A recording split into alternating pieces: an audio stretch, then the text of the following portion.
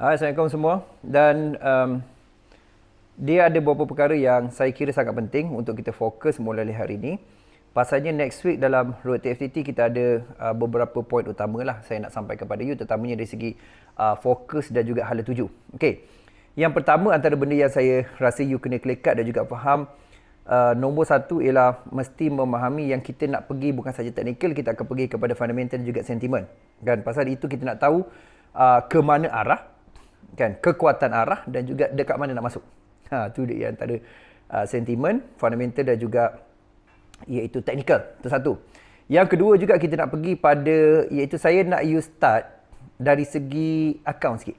Account tu maksudnya ialah you kena kira you punya details, berapa expenses you, berapa income you, dan of course lah termasuk komitmen you kena bayar yang saya cerita pasal expenses tu, dan juga daripada semua income. So you kena keep track apa bill you bayar, dan juga you kena keep track contohnya you ada kat kredit ke you bayar. So kita nak cari benda yang mungkin bocor ataupun kita tak perasan, yang kita neglect ataupun tak ambil tak indah tapi bagi impact dari segi financial kita lah. So kita tak boleh buat cerita apa.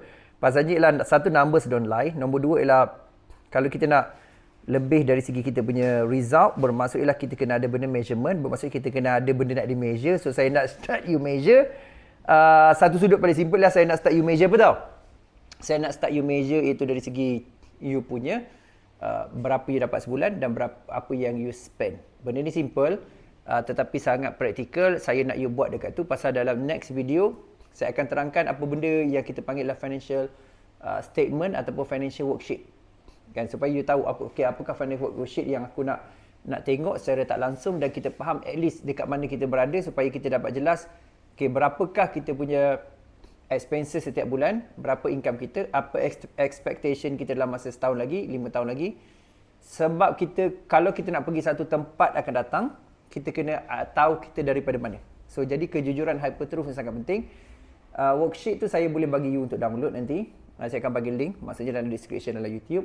Tetapi pada masa sama juga saya nak you faham ini adalah antara benda kritikal penting. Selain pada kita duk belajar technical, fundamental, sentiment, kita juga kena faham dari segi jalan kerja kita. Maksudnya dari segi realitinya kita bercakap pasal financial freedom. Tetapi kita kena clear lah. Apa benda financial freedom tu? Berapa numbersnya? Berapa kita nak kena dapat sebulan, setahun, kan? Apa benda kita kena bayar, commit. Dan 5 tahap financial freedom tu kita kat mana? Adakah financial security, financial vitality, financial independence, kan, financial freedom dan juga absolute financial freedom. So saya akan tekankan benda tu lebih banyak sebenarnya.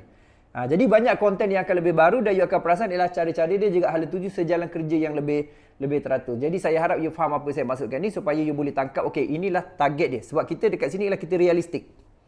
Bermaksud ialah kita realiti dari segi kita dalam keadaan yang mungkin kita dalam keadaan hutang, kita nak settlekan hutang, ataupun kita mungkin dalam keadaan yang iaitu kita memang ada duit, kita nak grow lagi, ataupun dah satu duit ialah macam mana kita nak bantu orang lain, apakah bentuk mesin lah, mesin mekanisme untuk kita bentuk lagi multi stream income. So kita kena faham konsep tu. Jadi lagi details you boleh pergi akan menyebabkan lagi bagus you boleh dapat result. You kena ingat lagi detail you boleh pergi, lagi bagus you dapat result. So benda ni adalah sangat kritikal. So jangan main-main dengan konsep ni. Mesti tandakan. Sebab kalau kita tengok dari segi measurement, itu dari cerita financial wise.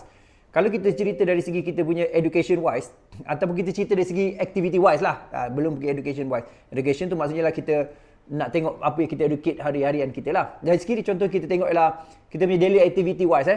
So kalau saya tanya pasal daily activity wise, cuba kita tengok secara telitinya daily activity wise.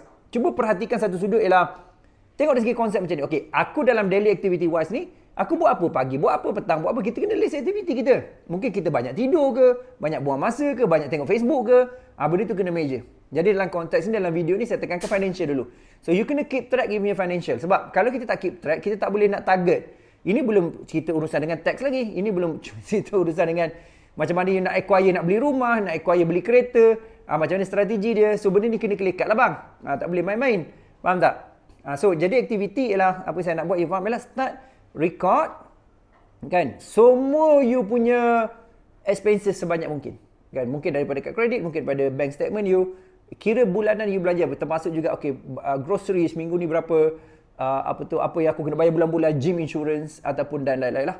Okey, jumpa lagi dan tolong tulis kat bawah ni apa yang you kena buat, aktiviti kena buat. Saya tak tahu kenapa sikit pula yang tolong tulis kat bawah ni, suka dengar video beratus-ratus, ada ribu. Tapi tolong, sebab saya nak engage dengan you, okay? So jumpa lagi dalam video seterusnya, di mana video seterusnya kita cerita pasal financial worksheet. Okay, jumpa lagi dan salam hormat.